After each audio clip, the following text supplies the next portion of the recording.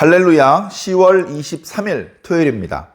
욥기 11장 12절부터 끝절 20절까지 말씀을 읽고 은혜 나누도록 하겠습니다.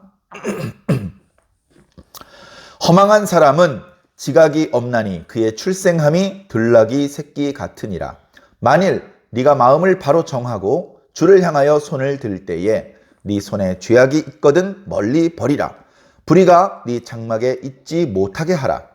그리하면 네가 반드시 흠 없는 얼굴을 들게 되고 굳게 서서 두려움이 없으리니 곧 네 환난을 잊을 것이라.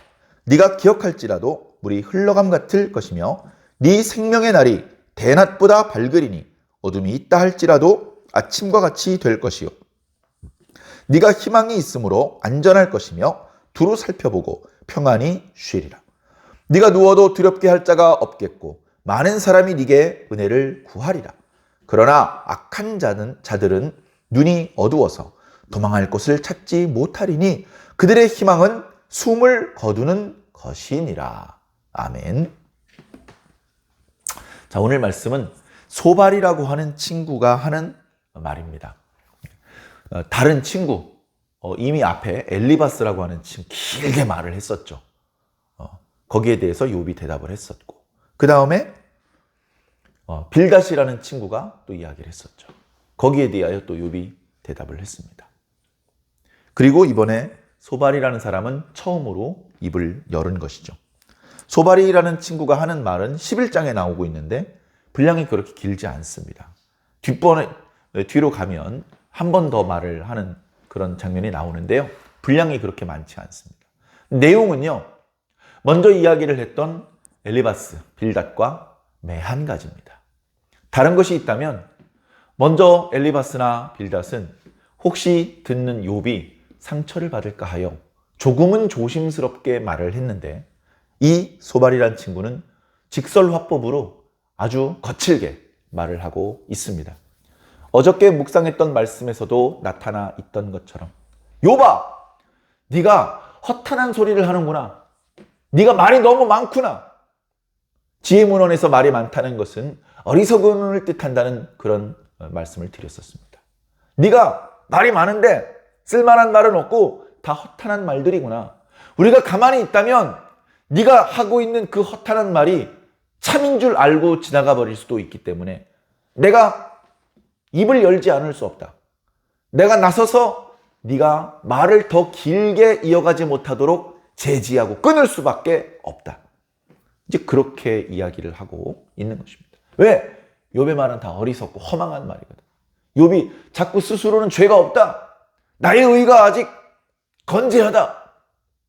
뭐 이런 식의 논리를 계속해서 펼치고 있기 때문에 평소에 하나님께서는 선을 행한 자에게 복을 주시고 악을 행한 자에게 벌을 주시는 것인데 욥이 벌을 받았다면 악을 행했기 때문인데 욥이 자꾸 자신이 저지른 악에 대하여서 정직하게 자백을 하지 않고 자꾸 난 죄가 없는데 고난을 받는 거다, 억울하다 이런 말을 하고 있기 때문에 평소에 가지고 있던 생각에 위배되고 있기 때문에 본래는 친구를 위로하기 위하여 온 것이지만 욥이 너무나도 강경하게 자기의 결백을 주장하기 때문에 친구들은 욥이 결백하지 않다는 것을 강력하게 주장할 수밖에 없는 그런 상황이 전개되고 있는 것이죠. 서로 사이가 좋았었고 말이 잘 통했었고 서로가 서로를 지혜자로 하나님께 복받은 사람으로 그 동네에서 좋은 일을 많이 하는 사람으로 그렇게 서로 알고 지냈었던 좋은 친구 관계였는데 그만 욥기에 나타나고 있는 여러 대화들을 통해서 그 우정에 금이 가고 그 친밀했던 관계가 서먹서먹해지는 그런 상황이 연출되고 있습니다. 자, 오늘 말씀은 더 지독한 말씀입니다. 오늘 말씀. 자, 오늘 12절부터 말씀을 읽었는데요. 허망한 사람은 지각이 없나니 그의 출생함이 들나귀 새끼 같으니라. 자, 개역 개정판 번역을 읽어서는 정확한 의미가 도대체 잡히지가 않습니다. 자, 이것은 이런 의미입니다. 영어 성경 같은 것을 찾아보실 수 있으면 조금 더 이해를 하는 데 도움이 될 텐데요. 자, 어리석은 사람은 지혜롭게 될 수가 없다. 허망한 사람은 지각을 가지게 될 수 없다. 허망한 사람이 지혜로워지기를 기다리는 것보다는 들나귀가 사람을 출생시키는 것을 기다리는 것이 더 낫겠다. 이런 말입니다. 들나귀가 사람을 출생시킬 수 있나요? 아무리 기다려도 들나귀는 들나귀를 출생시키겠죠. 사람을 출생시킬 수 없습니다. 불가능한 일이죠. 그와 마찬가지로 허망한 사람은 지각을 얻게 될 수 없다. 이게 무슨 말입니까? 욥, 너는 허망한 사람이다. 내가 보니까 아무리 기다려도 너는 전처럼 지각 있는 사람의 모습을 회복하는 것은 불가능해 보인다. 이런 말을 하는 것입니다. 그러니까 이 소발이란 친구는 욥을 근거도 없이 욥이 구체적으로 어떤 잘못을 저질렀는지 밝혀진 바가 없어요. 증인도 없고 증거도 없고. 그런데 결과적으로 욥이 모든 재산을 한순간에 잃어버리고 자녀도 죽고 자신도 끔찍한 질병 가운데 고통을 당하고 있고 이런 재앙을 당하는 것을 보면서 욥은 틀림없이 하나님 앞에 범죄했다. 우리가 욥이 지혜자인 줄 알았는데 우리가 모르게 욥이 변했고 허망한 사람이 되었다. 지금 욥은 허망한 사람, 지혜로 말하면, 선악으로 말하면 악한 사람, 하나님과의 신앙으로 말하면 하나님께로부터 등을 돌린 사람, 그런 사람이라고 아주 그냥 낙인을 찍는 겁니다. 너는 미련한 사람이 틀림없어. 너는 하나님을 배반한 게 틀림없어. 너는 악을 저질렀음에 틀림없어. 그렇게 전제를 깔고 네가 그렇게 악인이기 때문에 돌아오는 건 어려워 보인다. 아무리 시간이 많이 흘러도 네가 과거처럼 돌아오는 것은 불가능해 보인다. 네가 돌아오려면 하나님 앞에 회개해야 된다. 하나님 앞에 자신의 잘못을 인정해야 된다. 하나님 앞에 무릎을 꿇어야 된다. 그렇게 하나님의 자비를 구할 때 하나님은 자비가 많으신 분이기 때문에 너를 용서해 주시고 너를 이 재앙에서 건져 주실 것이고 앞으로 오히려 복을 주실 것이다. 이제 그게 소발이 하는 말의 핵심적인 내용입니다. 구체적인 의미는 이제 시적으로 되어 있기 때문에 얼른 와닿지 않으니까 제가 간단하게 설명을 좀 드리면, 자 13절, 만일 네가 마음을 고쳐먹고 하나님께 손을 든다면 희망이 생길 것이다. 14절에 네 손에 죄악이 있거든. 하나님 도와주세요 하고 손을 내밀었는데 그 손에 죄악이 있어. 그러면 그 죄악을 뜯어서 저 멀리 내 던져버리라는 겁니다. 하나님 앞에 이제 더 이상 죄를 짓지 않는 깨끗한 손을 내밀라는 겁니다. 그러면 하나님께서 너희 손을 맞잡아 주실 것이다. 자, 네 장막에 불의가 들어오지 못하게 해라. 하나님의 자비와 긍휼을 받아야 되는데 계속해서 범죄를 반복하면 안 되잖아. 이미 한번 범죄를 저질러서 지금 이렇게 끔찍한 재앙을 당하고 있는데 계속해서 범죄가 반복되면 어떻게 하나님의 은혜를 입겠어? 그러니까 잘못한 일이 있다면 과거로 족하니까 이제 그만 잘못해. 더 이상 죄를 짓지 마. 그렇게 말을 하는 겁니다. 욥이 들었을 땐 기가 찰 노릇이죠. 내가 바보냐? 내가 죄를 짓게? 그리고 내가 죄를 지었다면 그걸 내가 모르겠냐? 내가 죄 지은 걸 내가 모르겠냐? 소발이라는 친구가 욥을 죄인으로, 신앙의 배반자로 전제하고 지금 얘기를 하고 있기 때문에, 다시 말해서 전제가 틀렸기 때문에 욥은 이 소발이라고 하는 친구가 하는 말을 한 글자도 받아들일 수가 없는 겁니다. 전제가 틀려버렸어요. 전제가. 네가 만일 악인이라면 이렇게 해야 된다. 근데 악인이 아니잖아요. 그러니까 그 친구가 하는 말은 말짱 쓸데없는 말일 뿐입니다. 근데 그걸 이제 소발은 모르죠. 계속해서 그래서 자기의 말을 이어 내려가고 있습니다. 그리하면 네가 전에 저질렀던 죄악을 멈추고 마음을 고쳐먹고 하나님께 손을 내밀면 네가 반드시 흠없는 얼굴을 들게 될 것이다. 네가 굳게 서서 두려움이 없을 것이다. 이제 네가 질병에서도 벗어나고 이 재앙과 고통에서부터도 벗어나올 것이다. 그리고 16절, 네가 환란이 지금 엄청난 환란을 당하고 있지만 잊어버릴 것이다. 기억하고 싶어도 물이 흘러가 버리잖아요. 물이 흘러서 어디로 흘러갔는지도 모르게 흘러가 버린 것처럼 네가 지금 현재 당했던 고난에 대해서는 앞으로 기억할 수도 없도록 하나님께서 복을 주실 것이다 라고 말을 하는 겁니다. 17절에 네 생명의 날이 대낮보다 밝으리니 어둠이 있다 할지라도 아침과 같이 될 것이다. 이 말도요 시적인 의미인데요. 이런 겁니다. 욥, 너 악인이잖아. 악인은 낮을 두려워해요. 악인은 빛을 싫어하고 낮을 두려워해요. 밤을 기다립니다. 밤을 기다리다가 밤에 모여서 악한 일을 도모하는 거예요. 이게 악인들의 모습입니다.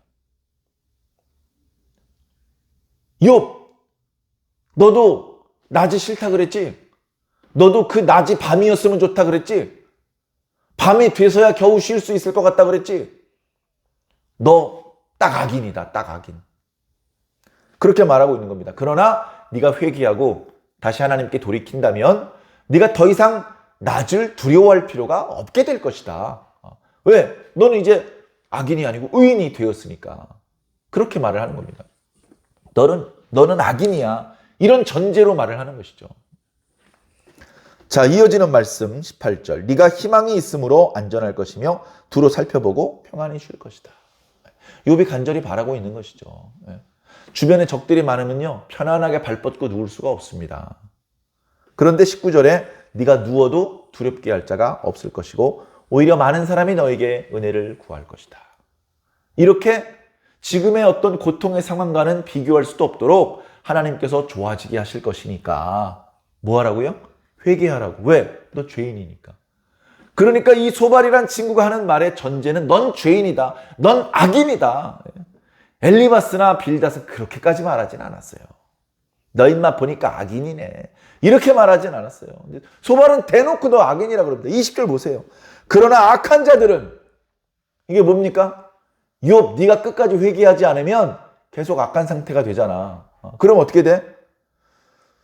눈이 어두워져서 도망갈 곳을 찾지 못하고 희망은 숨을 거두는 것뿐이다. 너 자꾸 죽는 게 소원이라 그러는데 너 악인의 모습이야 그게. 의인은 죽는 게 소원이 아니야. 의인에게는 하나님이 계셔.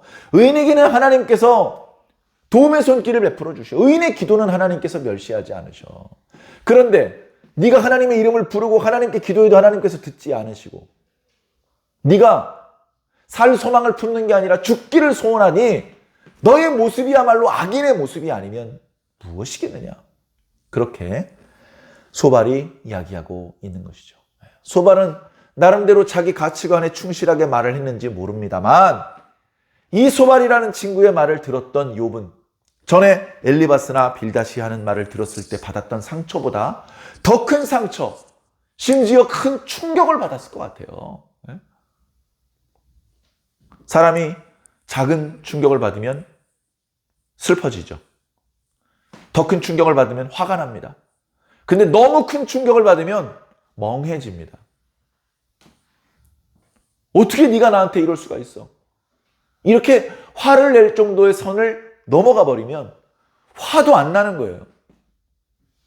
엉터리 소리를 하면 야, 네가 지금 말이 이게 이런 부분이 잘못됐어. 네 말이 다 엉터리가 돼버렸어.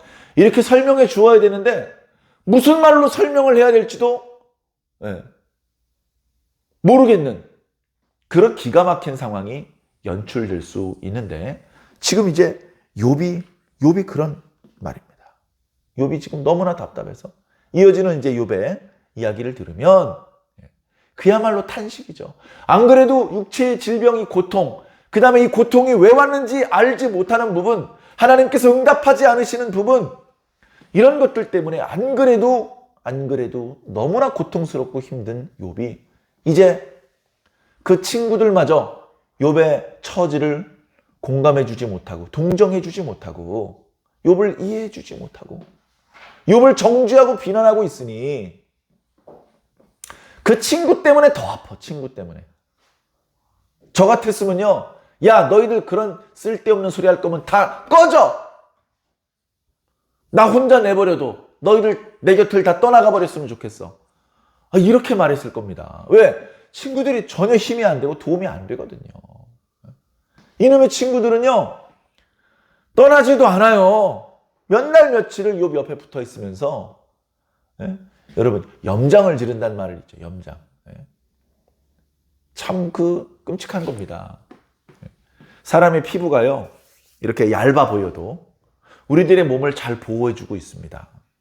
이 피부가 이 외부로부터 어떤 독성이 있는 물질이나 세균 이런 것들이 몸 안으로 침투하지 못하도록 완전히 막아주고 있어요. 이 얇은 피부가. 그런데 만약에 상처가 생기잖아요. 그러면 그 보호막이 찢어지는 거예요. 그럼 그 찢어진 틈으로 세균들이 막 달려 들어올 거 아닙니까? 그거 못 들어오게 하려고 피가 흐르는 거예요. 피가. 세균이 들어가려고 그랬는데 안에서 피가 막 쏟아져 나오는데 피가 세균을 잡아요. 예? 피가 세균이 못 들어오게 막고요. 피가 굳으면서 딱정이가 지으면서, 예? 그 밑에서 피부가 다시 회복될 때까지 딱정이가 피부 노릇을 합니다. 외부에서 병균이 못 들어가도록 딱정이가 딱 막고 있는 거예요. 예. 그래서 가렵더라도 저절로 떨어질 때까지는 딱정이를 일부러 띄면 안 되는 겁니다. 자, 그래 딱정이가 떨어지고 나면 상처의 크기에 따라서 흉터가 남기도 하고 안 남기도 하는데 다시 피부가 회복이 돼요. 세균들이 들어갈 수 있는 틈이 열렸다가 깨끗하게 조금도 틈이 없이, 세균이 얼마나 조그맣니까? 근데 그 세균도 들어갈 수 없게 피부가 딱 다시 우리 몸을 보호하는 겁니다. 놀라운 것이 놀라. 자, 그런데 그렇게 피부가 있기 때문에 우리는 아주 짠 소금을 맨손으로 만져도요, 하나도 아프지 않아요. 소금을 만졌는데 뭐가 아픕니까? 자, 근데 문제는 뭐냐면 상처가 났는데 상처가 아직 아물질 않았어. 그 피부가 찢어져가지고 이렇게 살이 벌어졌어. 그런데 그렇게 살이 벌어져 있는 생살에다가 소금을 뿌린다고 생각해 보세요. 네? 우리가 고기를 오래 보관하기 위해서 고기를 썰어가지고 소금을 뿌려 놓습니다. 그러면 소금이 그 고기에 스며들면서 소금기 때문에 이 고기가 잘 안 썩어요. 생선도 마찬가지입니다. 생선도 그냥 보관하면 신선하게 보관할 수가 없어요. 그러니까 오래 보관하고 싶은 생선은 칼집을 내서 생살이 드러나게 만듭니다. 그리고 그 위에 소금을 뿌려요. 그러면 그 소금이 그 생선 살 속으로 깊숙이 침투해 들어갑니다. 그래서 그 생선의 고기가 상하지 않고 오래 보존될 수 있는 것이죠. 그런데 그걸 사람한테 했다고 생각해 보십시오. 죽은 사람이 아니고 살아있는 사람. 상처가 났는데 거기에 빨리 피를 닦아주고 소독약을 발라주고 상처의 크기에 따라서 데일밴드를 붙여주거나 상처가 좀 크면 이렇게 꼬매줘야 되는 경우도 있죠. 그렇게 해서 빨리 그 벌어진 부분을 봉합하고 그리고 세균이 들어가지 못하게 소독하고 그리고 이렇게 붕대라든가 데일밴드 같은 걸로 덮어주어야 되는데 그게 벌어져 있는 채로 소금을 뿌린다고 생각해보세요. 얼마나 쓰라리고 아픈지 모릅니다. 그래, 너무나 내 속을 후벼 파는 그런 고통스러운 말을 할 때, 약을 올릴 때, 이럴 때 염장을 지른다 이런 표현을 씁니다. 좋은 표현은 아니죠. 이런 표현은 쓸 일이 없어야 돼요. 우리가 사는 세상에. 그런데 간혹 그런 속상한 상황이 생기곤 하죠. 그래, 그럴 때 쓰는 말입니다. 바로 소발이 하는 말이 욥을 염장 지르는 말이에요. 욥이 상처가 많은데 거기다 소금을 뿌리는 말이라고요. 차라리 소금을 뿌리지 소발이 하는 말은 정말 들어주기가 고통스러운 말이라는 겁니다. 사랑하는 성도 여러분, 그런데요, 오늘날 우리 성도들끼리 이렇게 서로 염장을 지르는 말을 하는 경우들이 덜어 있습니다. 우리가 저 타 종교인을 향하여, 불신자를 향하여, 변절자를 향하여 욕하는 게 아니고요. 변절하지 않은 같은 신앙을 가지고 있는 신앙 공동체 원들끼리 서로가 서로를 향하여서 삿대질을 하고 모함을 하고 오해를 하고 도저히 수긍할 수 없는 염장을 지르는 것과 같은 말을 할 때가 있다는 겁니다. 에이, 목사님 설마요. 신앙인이면 신앙이 없는 사람들보다 하나님이 큰 은혜를 입었고 지혜를 얻었고 인격적으로 성숙한 사람들인데 그럴 리가 있나요? 신앙이 없는 사람들 중에는 그런 경우가 있더라도 신앙이 있는 사람들 중에는 그럴 수 없습니다. 아니요. 저는 신앙을 40년 가까이 했는데요. 그런 경우 허다합니다. 허다해요. 물론 교회는 천국이 아닙니다. 교회에 모여있는 성도는 이미 다 완성된 사람이 아닙니다. 교회는 건강한 사람보다는 환자들이 많습니다. 완전히 고쳐진 완성품, 의인보다는 죄인들이 모이는 곳입니다. 어쩌면 세상보다도 더 세균이 많은 곳입니다. 병원이 세균이 집합하는 곳인 것처럼 위험한 곳이죠. 어떻게 보면 오히려 감염되기 쉽고 오히려 상처받기 쉬운 곳일 수도 있습니다. 그럼에도 불구하고 우리가 교회에 가야 되는 것은 거기 예수님께서 계시기 때문이죠. 최고의 의사가 계시고 최고의 항생제가 있고 진통제가 있기 때문에 우리는 교회로 가야만 살 수 있습니다. 그런데 교회 가서 예수님 보고 위로받고 용서받고 사랑받고 그렇게 회복되어야 될 우리가 예수님을 보지 않고 옆에 아직 완성되지 못한 여전히 세균투성이고 실수투성이인 옆에 있는 성도를 보고 서로 상처를 주고받는 경우들이 많이 있다는 것이죠. 사랑하는 성도 여러분, 왜 옆에 있는 성도랑 싸웁니까? 이겨서 뭘 얻겠습니까? 저도 속상하고 이겨도 얻는 게 없는 싸움입니다. 마귀는 우리가 서로 싸우게 만듭니다. 우리가 서로 하나가 되지 못하게 만듭니다. 이간질시킵니다. 성도가 서로를 불신하게 만듭니다. 심지어 성도들이 하나님을 등지게 만드는 것이 마귀가 하는 일입니다. 마귀는 철저히 우리 한 사람 한 사람을 갈갈이 찢어 놓습니다. 그게 마귀가 하는 일이에요. 사랑하는 성도 여러분, 그러지 마세요. 옆에 있는 성도를 바라보세요. 다투기 위해서, 염장을 지르기 위해서, 트집을 잡기 위해서 바라보는 것이 아니고 예수님의 눈빛으로 옆에 있는 형제와 이웃을 바라보세요. 예수님께서 우리를 보실 때 트집 잡으려고 바라보시면 우리 도망가야 됩니다.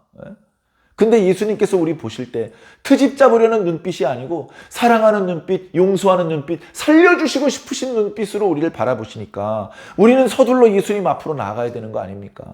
바로 그 눈빛으로 우리가 옆에 있는 형제를 보아야 하는 것입니다. 옆에 있는 형제가 예수님 같겠어요? 터무니없죠. 엉터리입니다. 불신자마도 못할 그런 모습을 보일 때도 있습니다. 그럴 때마다 넌 왜 이렇게 신앙을 한 지가 벌써 몇 년인데 불신자만도 못하냐? 이런 말 하지 마세요. 예수님 같았으면 그렇게 말했겠습니까? 예수님처럼 말하세요. 예수님처럼. 예수님께서 잘못하는 것에 대하여 계속 잘못해라. 잘못해도 된다. 그렇게 말하진 않으셨어요. 간음하는 여인이 현장에서 붙잡혔습니다. 죽어야 합니다. 율법대로라면 예수님께서 죄 없는 자가 먼저 돌로 치라 라고 말씀하셨습니다. 너희들이 죄가 없다면 저 여인을 죽여도 좋다 이런 말이죠. 근데요, 아무도 그 여인에게 돌을 던질 수 없었습니다. 그 간음을 하다가 현장에서 붙잡힌 그 여인만큼 지독한 죄인은 아닐지라도 죄가 하나도 없는 사람은 없거든요. 그동안 수도 없이 죄를 씻기 위한 속죄의 제사를 하나님 앞에 드려왔음에도 불구하고 날마다 아침 저녁으로 죄를 지는 인간이 어찌 하나님 앞에 죄가 없다 말할 수 있겠습니까? 그래도 거기 있는 사람들이 양심이 있는 사람이에요. 부끄럽고 떳떳하진 못하지만 하나님을 속일 수 없으니까 들었던 돌을 던져버리고 각각 집으로 돌아갔던 것입니다. 그 여인을 죽이려던 혈기 등등했던 사람들이 다 집으로 돌아가고 그 여인이 혼자 남았습니다. 두려운 마음에 흐느끼면서 죽을지도 모른다는 공포심에 눈도 뜨지 못하고 사람들이 자신을 죽이려던 사람들이 다 떠났다는 것도 모른 채 엎드려가지고 벌벌벌 떨고 있을 때 예수님이 다가가서 물어보았죠. 여인이여, 너를 죽이려는 사람이 다 어디 갔느냐? 여인이 그제서야 고개를 들고 주변을 보니까 자기를 죽이겠다고 그렇게 많은 사람들이 주먹만한 돌멩이를 들고 모였는데 하나도 안 보여요. 그러게요. 다 어디로 갔습니까? 그때 예수님께서 하셨던 말씀. 여인이여, 나도 너를 정죄하지는 않겠다. 그러나 다시는 죄를 짓지 말아라. 지금까지 지은 죄에 대해서는 죄값을 치르라고 말하지 않을 테니까 지금부터라도 죄를 짓지 말아라. 그렇게 말씀하셨거든요. 그러니까 우리가 실수한 형제들에게 할 수 있는 최선의 말이 사실은 그거예요. 지금까지는 실수가 있었고 지금까지는 범죄했지만 이제부터는 범죄하면 안 됩니다. 그렇게 말했는데도 불구하고 다시 범죄한다면 그는 하나님 앞에 진정성을 인정받지 못합니다. 그럼 결국 회개하고 다시 자신의 의인의 신분을 회복할 수 있는 기회가 있었는데 그걸 잃어버린 상태가 되어버리는 것이죠. 사랑하는 성도 여러분, 우리들의 입으로 하나님께서 일을 하셔요. 우리들의 입을 마귀의 도구로 주지 말고 하나님의 도구로 내어 드립시다. 상처 주는 말 하고 이간질하게 만들고 싸우게 만드는 거 쉬워요. 어렵지 않습니다.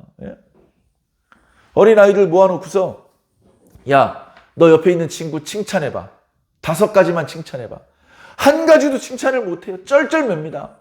그러니까 얘가 끙끙거리다가 진행자한테 물어봅니다. 욕하는 거 5가지 하면 안 돼요? 그건 잘할 수 있는데. 욕하는 거 쉬워요. 상대방의 단점, 약점 찾아내서 그거 찌르는 건 쉽습니다. 그런데 그 약점을 덮어주는 거, 그리고 그 사람에게 있는 장점을 살려주는 거, 이건 어려운 거예요. 그거 예수님께서 하시던 겁니다. 우리가 예수님의 제자라면 예수님께서 하셨던 것처럼 내 옆에 있는 이웃들의 허물을 덮어주고 그들이 가지고 있는 장점들을 잘 살려주어서 그들이 그 잠재력을, 그 재능을 개발해서 더 좋은 열매를 맺으며 살 수 있도록 도와주는 일을 해야죠. 사랑하는 성도 여러분, 욥기 말씀을 이렇게 읽으면서 어떻게 보면 비슷한 주제가 계속 반복됩니다.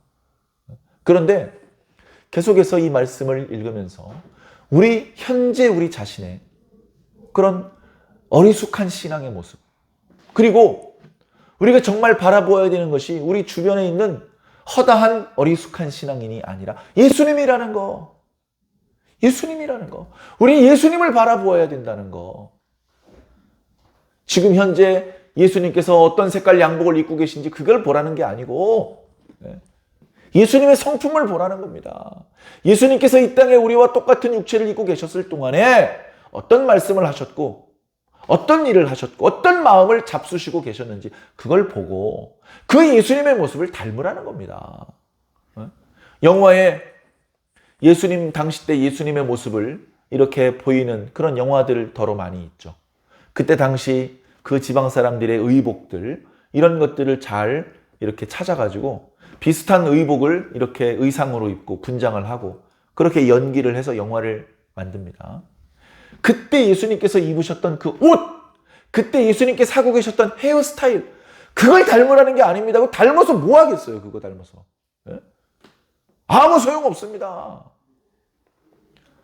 헤어스타일도, 패션도, 또 뭐 여러 가지, 언어도 예수님이랑 생판 달라도 되니까 정신, 생각, 마음, 말투, 삶의 방향 이런 걸 예수님을 닮으라는 겁니다. 우리는 예수님 닮아야 됩니다. 지금 꽤 오래 신앙하셨죠? 저도 꽤 오래 신앙했거든요. 근데 아직도 예수님을 닮았냐고 누가 물어보면 부끄러워요.